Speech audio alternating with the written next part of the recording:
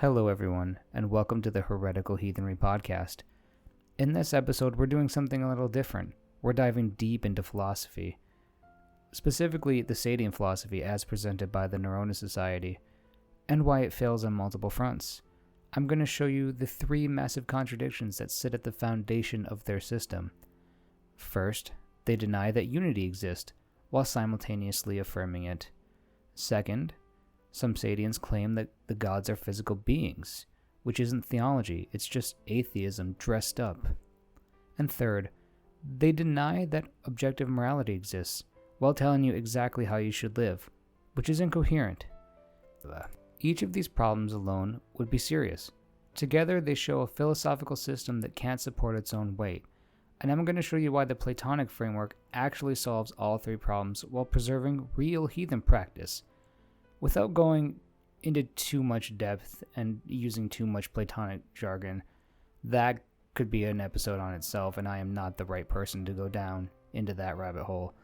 This is going to be heavier than usual, but these ideas matter, so let's get into it. Today we're diving into some philosophy. Specifically, I want to talk about Seðian philosophy as presented by the Norroena Society, and why I think it fails on multiple fronts. Now, before anyone accuses me of attacking fellow heathens, I want to be very clear. I'm critiquing this as a fellow practitioner who cares deeply about our tradition having any kind of philosophical foundation, and iron sharpens iron, and Seðians have spent far too long going dull. At the very least, the Norroena Society deserves credit for even attempting to build a systematic philosophy for heathenry. That's more than most groups are doing, but attempting something difficult and actually succeeding are two fundamentally different things.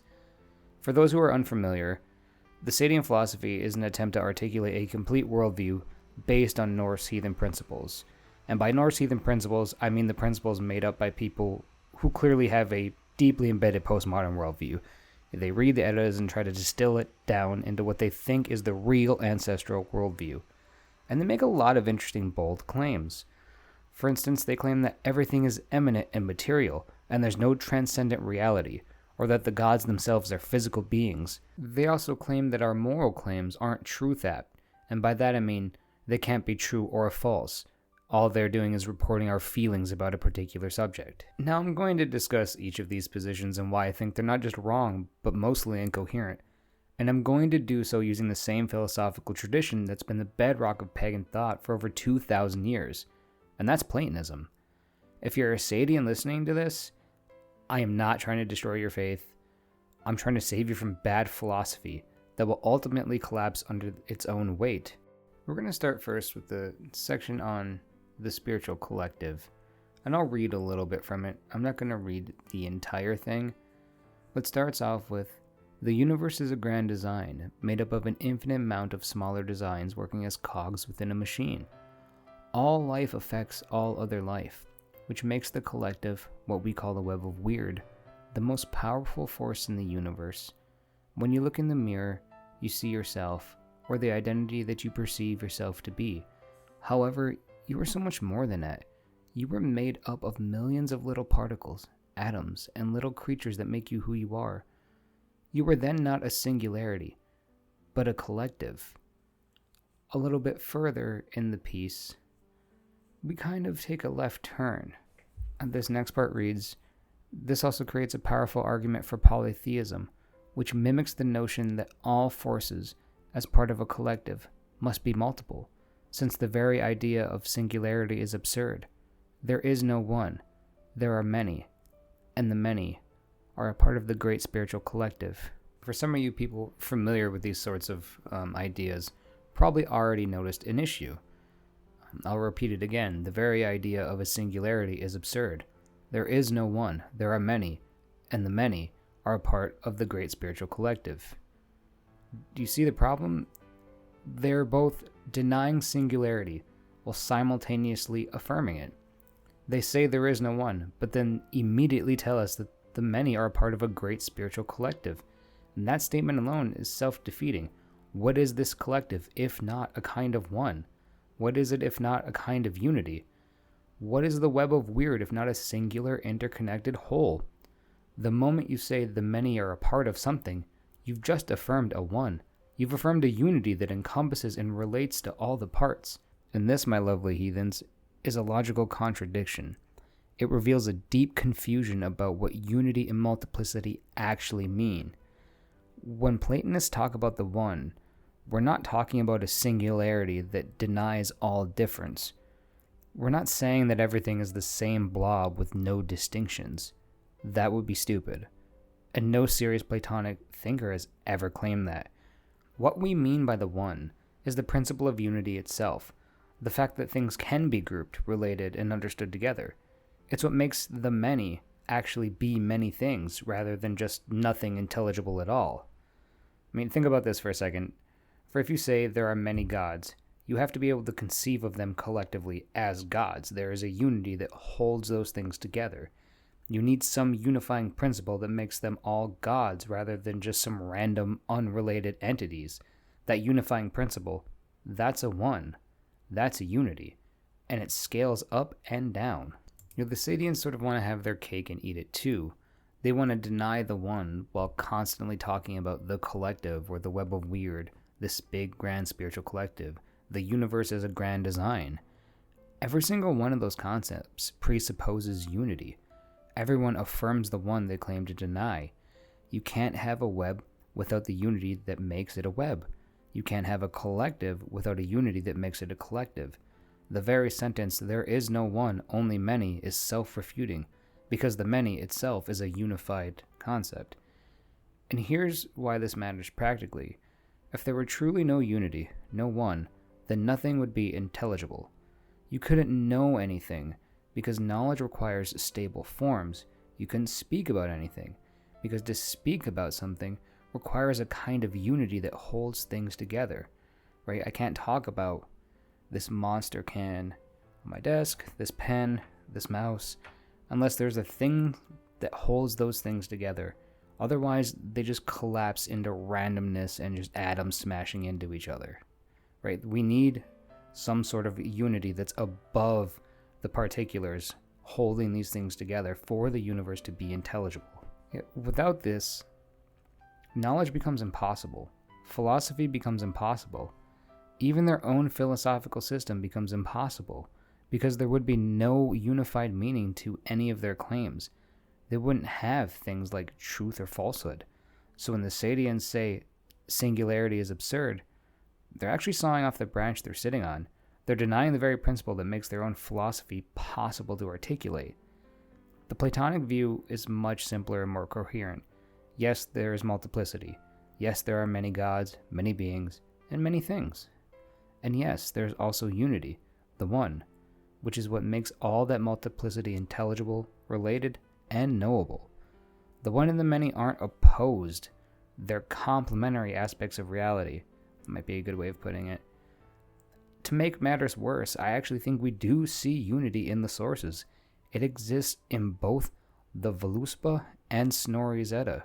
In the Völuspá, we only have a few lines about the creation. But the creation is very simple. It begins with Ginnungagap.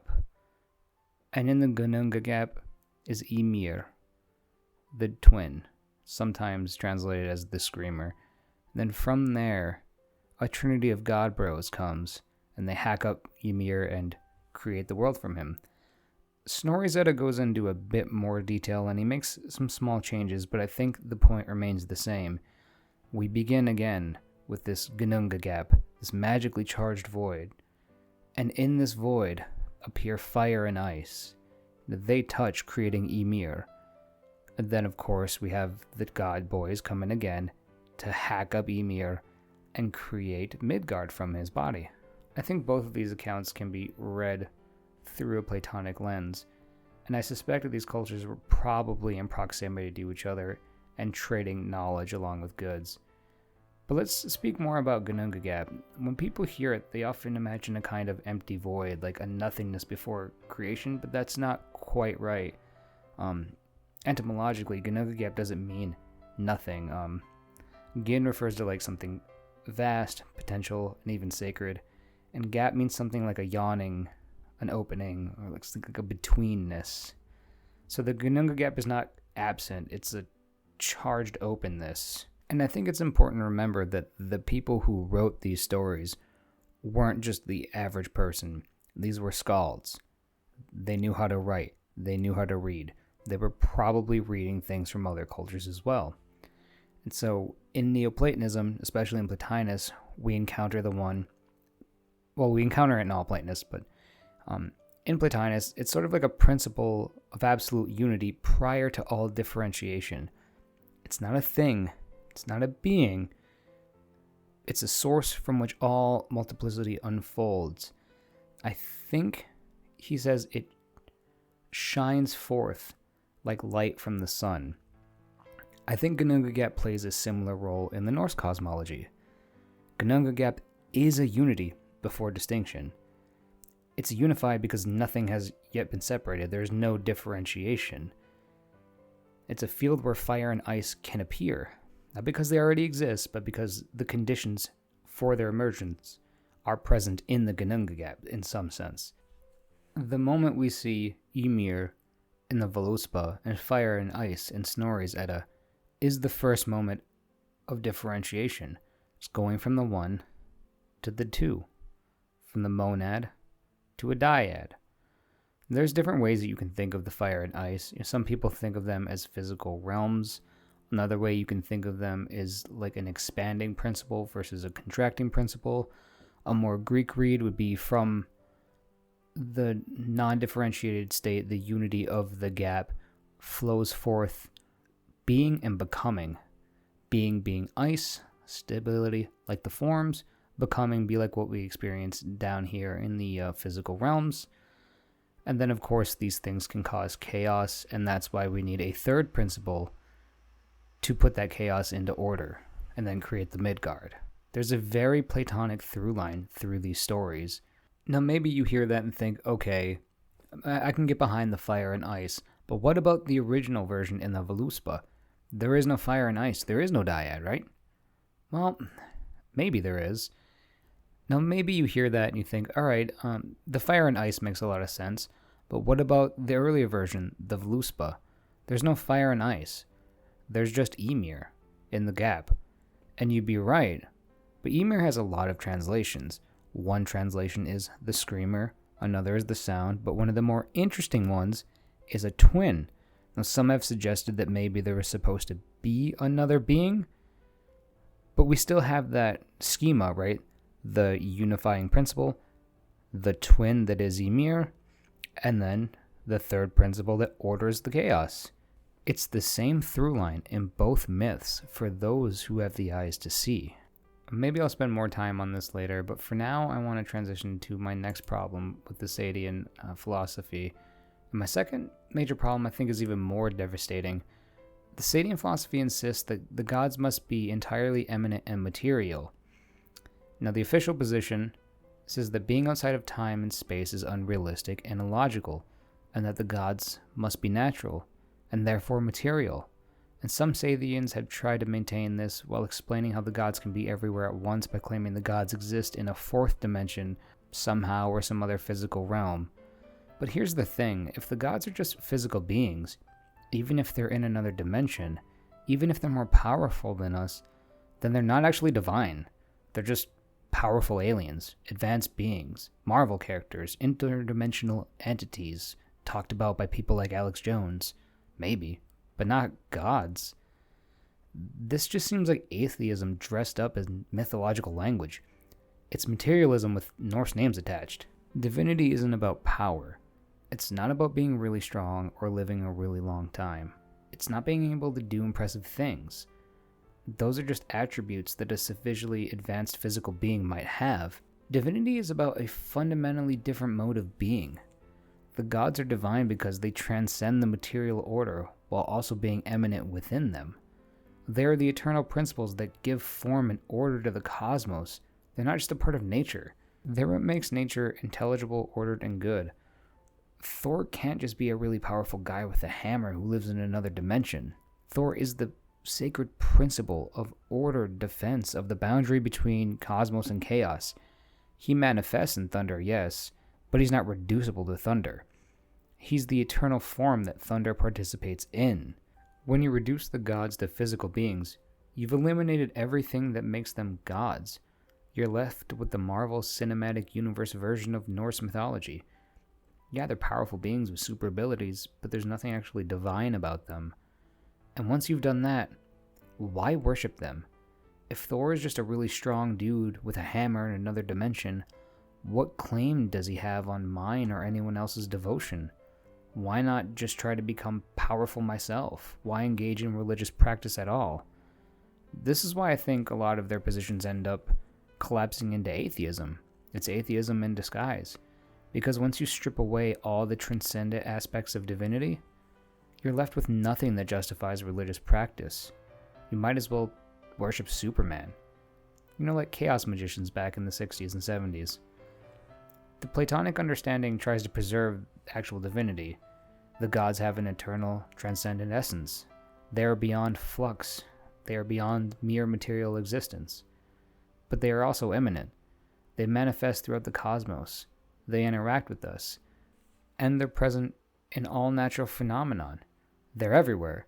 There's an idea, I'm not sure which philosopher coined it. I first ran across it in Iamblichus, where he talks about how everything in the world has a certain signature of a god in it. So gold isn't just gold. Gold has the signature of the sun god in it.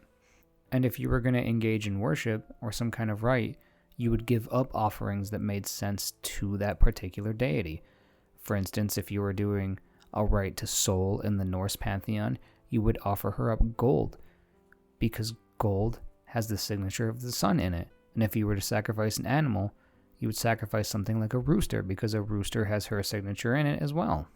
Anyway, back to transcendence. That doesn't mean distant or uninvolved. It means having a mode of being that's not subject to the limitations of matter, time, and space. And it's precisely what allows the god to be everywhere at all times, to be immortal, to have knowledge beyond what any material being could possess. And the gods can be in Asgard, and also present when you make offerings. They can be internal, and also, in some sense, involved in time.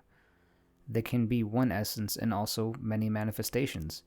None of this works if you confine them to material existence. And the Seðian camp would also need to justify why different cultures have different gods. Is it the case that these different magical beings cross the fourth dimension and they just revealed themselves to different parts of the world? Or are we all experiencing separate aliens and we're all calling these things gods? And if these are just separate beings in another fourth dimension, why is there so much cultural overlap? Why is there a specific god of thunder that has a very similar weapon in many cultures? None of this makes sense if you reduce it to Marvel characters. If you want gods to actually be gods, if you want divinity to mean something other than more powerful being we can't quite explain yet, then you need some kind of idea of transcendence. You need a Platonic framework, otherwise you're just doing bad science fiction with Norse names.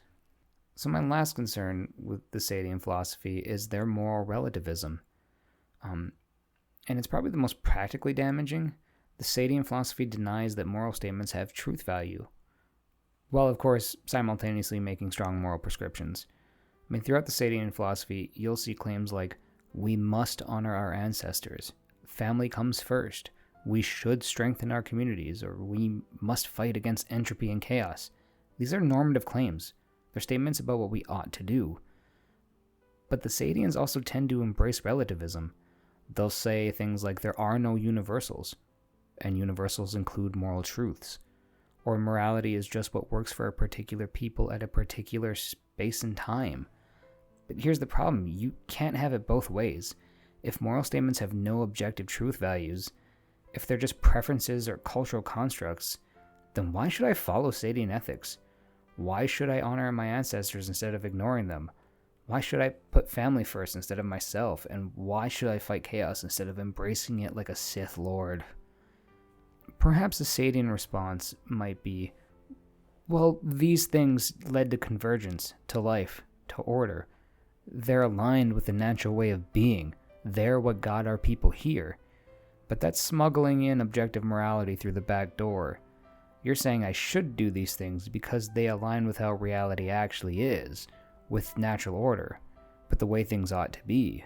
But these are moral claims. You can't say morality is relative and then turn around and say, but you really should do these specific things because they align with cosmic order. That's a contradiction. Either there is an objective moral order, a way things ought to be, or there isn't. If there is, then moral relativism is false. If there isn't, then all your prescriptions about family, tribe, and fighting chaos are just your personal preferences with no binding force on anyone else. This is a fatal flaw for any religious or philosophical system. Religion inherently makes claims about how we should live. It provides moral guidance. But if you deny moral claims can be true or false, you've undermined your own ability to prove that guidance. The Platonic view is, again, much more coherent. There is an objective good, the ultimate principle of reality, the form of the good in Plato. All things aim at the good because that's their true nature, their telos, their purpose.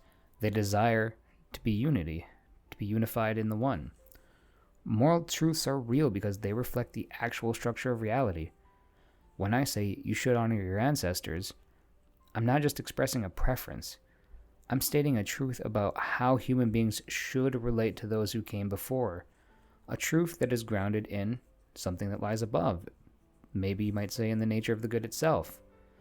When I say chaos worship is dangerous, I'm not just sharing my opinion. I'm describing how reality actually works. How aligning yourself with forces of disorder will disorder your life. Moral statements can be true or false because morality is woven into the fabric of reality. The good isn't just a human construct. It's the principle that orders everything. This is why Platonism has been able to ground pagan ethics for over 2,000 years, while the relativistic approach keeps collapsing into nonsense and incoherence and infighting. You want to tell people they should live a certain way, then you need to be able to say what that standard of living actually is. Not just better for me or better for my culture, but actually objectively better, aligned with how reality really is. And once you say that, you've abandoned your moral relativism. You've affirmed the objective morality, and you've accepted more of a Platonic framework of thinking, whether you've realized that or not. So here we are at the end, past the Ragnarok. What are we to do? How do we build a coherent heathen philosophy? Well, the answer is what pagan philosophers have known for millennia. It's Platonism. Or more specifically, the Platonic framework applied to a Norse cosmology and practice. The Platonic view solves all three of the problems we discussed. It preserves both unity and multiplicity. Yes, there are many gods, and yes, there is also the one, the ultimate principle of unity that makes all multiplicity intelligible. These aren't contradictory, they're complementary. Second, it preserves actual divinity. The gods are transcendent. They're beyond the material world, but also being eminent throughout it. They're eternal principles that manifest in nature without being reducible to nature. This is what makes them actually divine rather than just powerful beings. Third, it grounds objective morality. There is a real good. There's a real cosmic order, and moral truths reflect that order. When we say honor your ancestors or fight against chaos, we're stating truths about how reality is structured and how we should align our souls within it. This is the framework I work with as a practitioner of the Heathen Golden Dawn. It's partly why ceremonial magic works, because reality has a hierarchical structure, because symbols participate in transcendent forms, because the gods are real divine beings with whom we can establish relationships with. You don't have to call yourself a Platonist to benefit from this framework, but you need to acknowledge that reality has both eminent and transcendent aspects, that unity and multiplicity are both real, and that moral truths exist. At the very least, you have to admit that we share a single, coherent, objective world. And just because a culture has like 8 moon gods doesn't mean that culture experiences 8 moons. There is a thing outside that we're all looking at, and it's the same. We've just mapped it differently. The maps are different, the territory remains the same, and I just happen to think Platonism is our best model of the territory. And I'm sure I'm going to get a lot of heat for this, especially from this crowd, and I'm not trying to destroy Seðian philosophy out of like spite. I know a bunch of you are already screaming about how I'm like a gay brown Jew. I'm just trying to show you that the foundations the philosophy is built on can't support its own weight. It can't stand up to basic questions. And if you're a Seðian and this bothers you, good. Sit with the discomfort. There's something there for you. Ask yourself if your philosophy can actually answer these questions, or if it collapses under basic scrutiny. And if it does collapse, that's not the end of your heathen practice. That's an initiation. It's an invitation to build on better foundations.